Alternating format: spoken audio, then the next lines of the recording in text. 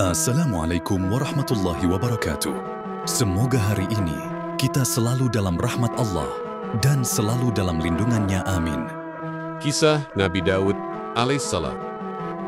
Nabi Daud merupakan keturunan Nabi Ibrahim, yang ke-12 dari istrinya Siti Sarah. Dengan demikian, ia masih keturunan Nabi Ishak. Beliau memegang tampuk pemerintahan sesudah Raja Talut wafat. Nabi Daud diutus Allah untuk membenahi akhlak kaum Nabi Musa. Sebab sepeninggal Nabi Musa dan Harun, para pengikutnya melupakan semua ajarannya. Sepeninggal kedua Nabi itu, kaum Bani Israel dipimpin oleh Yusha bin Nun sampai akhir hayatnya. Di tengah kondisi yang kacau tersebut, Allah mengutus seorang Nabi. Akan tetapi, nama Nabi ini tidak termasuk ke dalam kelompok 25 Nabi yang wajib diketahui. Nama Nabi tersebut adalah Syami'un. Talut menjadi raja Allah, mengutus Syami'un di tengah-tengah akhlak kaum Bani Israel yang sudah porak-poranda.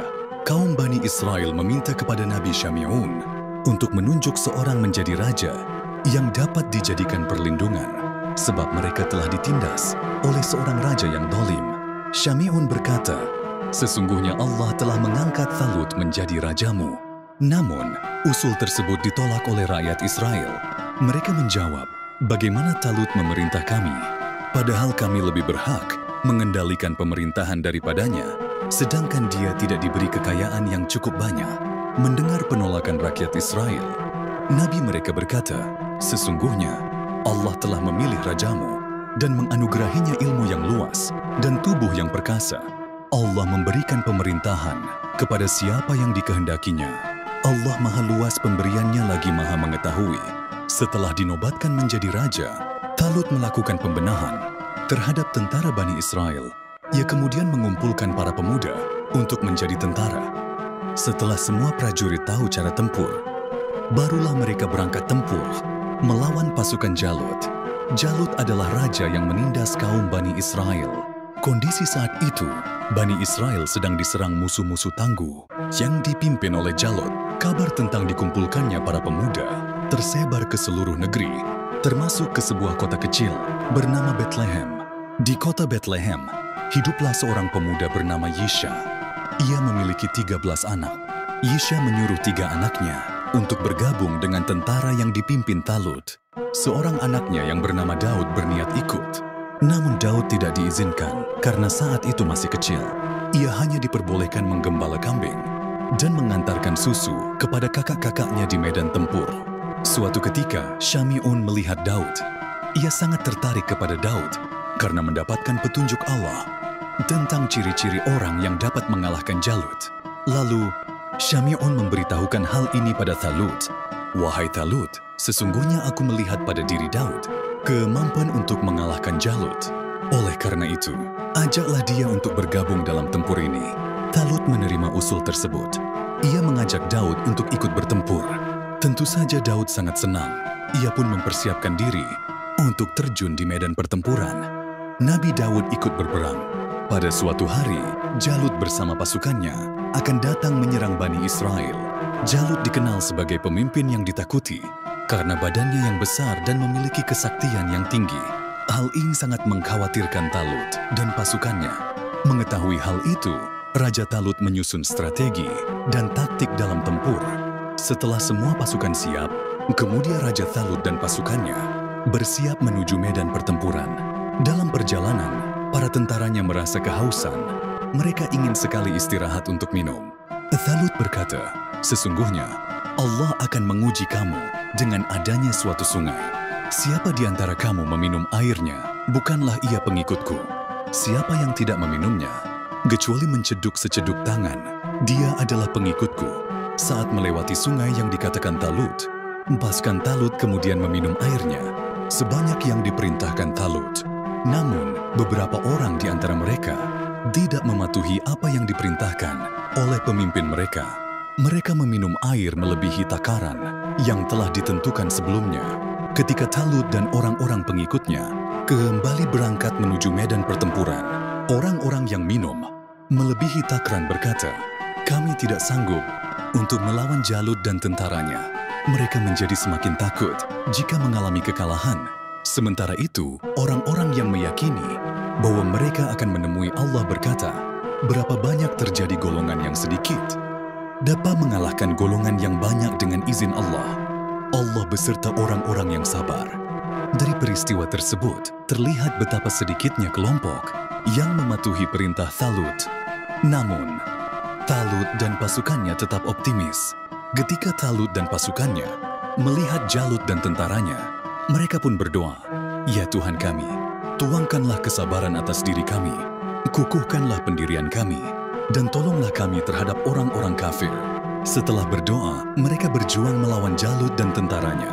Pada awalnya, pasukan Talut terdesak karena jumlah yang tidak seimbang.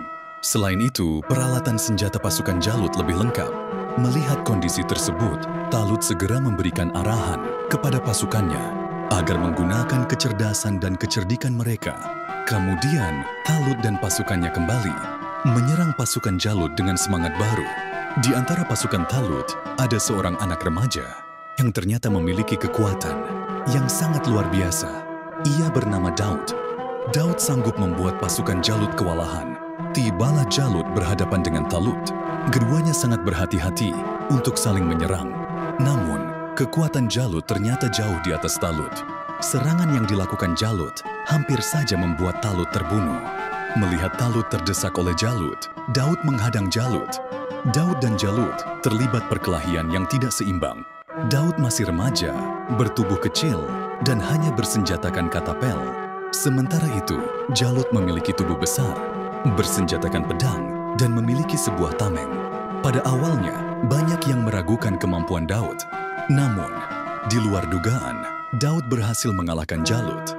Dengan izin Allah, lemparan katapelnya terlontar dengan sangat keras dan tepat mengenai kening Jalut. Saat itu juga, Jalut langsung jatuh di atas tanah dan kemudian mati. Setelah Jalut mati terbunuh, nyali pasukannya menjadi ciut. Mereka melarikan diri dari medan pertempuran. Sementara itu, Talut dan tentaranya kembali dengan membawa kemenangan. Sejak saat itu, bangsa Israel terbebas dari penjajahan. Daud diangkat menjadi raja dan nabi. Kemenangan bangsa Israel tidak terlepas dari peran besar Daud. Rakyat Israel banyak memujinya. Keberhasilan dan kemenangan tersebut juga membawa kegembiraan dan kekaguman bagi Talut. Kemudian, Talut menikahkan Daud dengan putrinya. Talut mengangkat Daud sebagai panglima tempur Israel. Selama menjadi panglima tempur, Daud selalu dapat menjalankan tugasnya dengan baik. Suatu ketika, bangsa Israel diserang oleh sisa-sisa penjajah yang ingin merebut kembali Israel. Dalam tempur tersebut, Raja Talut meninggal. Sepeninggal Raja Talut, Israel dipimpin oleh salah satu putranya. Namun dia tidak bisa menjadi pemimpin yang baik. Kemampuannya tidak sehebat ayahnya. Selain itu, ia seringkali bertindak tidak adil. Kondisi ini menyebabkan munculnya perpecahan dalam kerajaan. Dalam perpecahan tersebut, terdapat dua kubu. Kubu pertama dipimpin putra Talut. Kubu kedua dipimpin oleh Daud. Dalam pertempuran antar dua kubu tersebut, dimenangkan oleh kubu Daud. Singkat cerita, setelah kejadian perpecahan pasukan itu terjadi, maka lama-kelamaan Daudlah yang diangkat menjadi raja. Karena dianggap lebih hebat dan adil, Nabi Daud memiliki beberapa keistimewaan dari Allah. Ia adalah seorang raja. Daud mampu memimpin kerajaan dengan jujur dan adil. Daud memiliki kekuatan, keberanian, dan kebijaksanaannya dalam memimpin. Setelah menjadi raja, Nabi Daud kemudian menjadikan Baitul Maqdis, Yerusalem, sebagai ibu kota kerajaannya. Ketika berusia 40 tahun, Nabi Daud menerima risalah kenabian. Allah memberinya kitab Zabur dan beberapa mukjizat. Ia diangkat oleh Allah menjadi nabi dan rasul. Daud dikaruniai hikmah kesempurnaan ilmu, ketelitian amal perbuatan, serta kebijaksanaan dalam menyelesaikan perselisihan. Daud diberi kitab suci bernama Zabur oleh Allah. Kitab suci ini menghimpunkan tasbih dan pujian-pujian kepada Allah, kisah umat-umat yang dahulu, dan berita nabi-nabi yang akan datang. Di antaranya berita tentang akan datangnya Nabi Muhammad SAW. Nabi Daud juga diberikan kelebihan mukjizat oleh Allah, yakni dapat menundukkan gunung-gunung dan memerintahkannya bertasbih. Mengikuti tasbih Nabi Daud tiap pagi dan senja, bahkan burung-burung pun turut bertasbih. Selain itu, Allah telah memberinya kekuatan dapat melunakkan besi, sehingga ia dapat membuat baju-baju dan lingkaran-lingkaran besi dengan tangannya tanpa pertolongan api.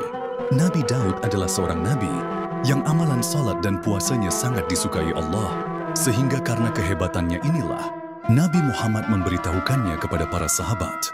Seperti diriwayatkan Abdullah bin Amr, Rasulullah bertanya kepadaku, "Saya mendengar kabar bahwa Anda selalu berjaga di waktu malam, beribadah, dan berpuasa di siang hari." "Benar, ya Rasulullah," jawab saya. Nabi bersabda, "Berpuasalah dan berbukalah, salatlah dan tidurlah, karena tubuhmu mempunyai hak terhadapmu, dan tamumu juga mempunyai hak terhadapmu. Cukuplah bagimu berpuasa sebanyak 3 hari pada tiap bulan." Abdullah berkomentar, "Saya bertahan." Nabi pun bersikeras pula, dan akhirnya saya memberikan alasan, "Ya Rasulullah, saya kuat melakukannya." Nabi pun kemudian menyarankan, "Kalau begitu, berpuasalah 3 hari setiap minggu." Abdullah berkomentar lagi, "Saya tetap bertahan." Tapi Nabi bersikeras pula. Saya berdalih, "Ya Rasulullah, saya masih sanggup."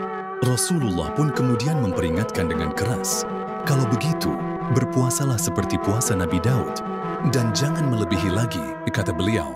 "Ya Rasulullah, bagaimana puasa Nabi Daud itu?" tanya saya. "Beliau sehari berpuasa, sehari tidak," sabda Nabi, riwayat Ahmad.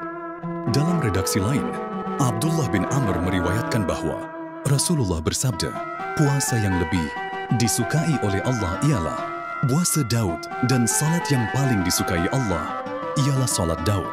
Beliau tidur 1/2 malam, bangun 1/3-nya, lalu tidur 1/6-nya. Beliau berpuasa 1 hari, lalu berbuka 1 hari." Bukhari dan Muslim. Al-Quran melukiskan kepribadian Nabi Daud cukup lengkap, sebagaimana firman Allah, "Bersabarlah atas apa yang mereka katakan, dan ingatlah hamba kami, Daud yang mempunyai kekuatan." Al-Ayat. Sesungguhnya dia amat taat. Sesungguhnya kami menundukkan gunung-gunung untuk bertasbih bersama dia, Daud, di waktu petang dan pagi. Dan kami tundukkan pula burung-burung dalam keadaan terkumpul. Masing-masing amat taat kepada Allah. Dan kami kuatkan kerajaannya, dan kami berikan kepadanya hikmah dan kebijaksanaan dalam menyelesaikan perselisihan. Di surah Sya'ad, ayat 17-19. Allah berfirman, "Hai Daud, sesungguhnya kami menjadikan kamu khalifah di muka bumi, maka berilah keputusan di antara manusia dengan adil, dan janganlah kamu mengikuti hawa nafsu, karena ia akan menyesatkan kamu dari jalan Allah. Sesungguhnya orang-orang yang sesat di jalan Allah akan mendapat azab yang berat, karena mereka melupakan hari perhitungan." Surah Sya'ad ayat 26. Kemampuan dan kebiasaan Nabi Daud berpuasa ternyata menurun pula kepada putranya, yang kelak juga menjadi nabi, yaitu Nabi Sulaiman. Menurut Ibnu Abbas, Nabi Sulaiman berpuasa 3 hari pada awal bulan, 3 hari pada pertengahan bulan, dan 3 hari pada akhir bulan. Jadi beliau mengawali setiap bulan dengan berpuasa, menjalani pertengahannya dengan berpuasa, dan menutupnya dengan berpuasa pula. Pada suatu ketika, di wilayah kerajaan yang dikuasai Nabi Daud, terjangkit wabah penyakit kolera. Banyak rakyat yang mati karena penyakit ini. Nabi Daud kemudian berdoa kepada Allah agar menghilangkan wabah ini. Maka hilanglah penyakit itu. Untuk menunjukkan rasa syukurnya kepada Allah, maka Nabi Daud mengajak putranya, Sulaiman, untuk membangun tempat suci, yaitu Baitul Maqdis, yang sekarang kita kenal sebagai Masjidil Aqsa di Jerusalem, Palestina. Nabi Daud yang dianugerahi usia 100 tahun 6 bulan, memerintah kaum Bani Israel selama lebih kurang 40 tahun. Ia wafat dan dimakamkan di kawasan Bukit Zion di Jerusalem, Palestina. Sampai sekarang, makamnya sering diziarahi oleh umat Islam yang datang dari berbagai belahan dunia, orang Yahudi dan kaum Nasrani, Kristen. Mukjizat Nabi Daud. Allah mengutus Daud sebagai nabi dan rasul, lengkap dengan kesempurnaan ilmu, ketelitian amal perbuatan, serta kebijaksanaan dalam menyelesaikan berbagai perselisihan dalam masyarakat pada masa pemerintahannya. Nabi Daud amat betah berkata-kata dan mampu melebur jiwa yang keras hanya dengan ayat dari mulutnya. Allah menurunkan Zabur, satu kitab suci, berupa kumpulan kasidah serta ayat-ayat yang mengandung tasbih dan puji-pujian kepada Allah. Di dalamnya juga terdapat kisah tentang umat-umat terdahulu, berita tentang Nabi yang akan datang, dan termasuk berita datangnya Nabi Muhammad. Allah menundukkan gunung-gunung dan memerintahkannya bertasbih, mengikuti tasbih Nabi Daud setiap pagi dan senja. Nabi Daud diberi peringatan dan pemahaman tentang maksud suara atau bahasa burung-burung. Allah telah memberinya kekuatan, melentur dan melembutkan besi. Nabi Daud dapat membuat baju-baju dan lingkaran-lingkaran besi dengan tangannya tanpa melalui pemanasan, pembakaran dengan api, sebagaimana kita lihat sekarang.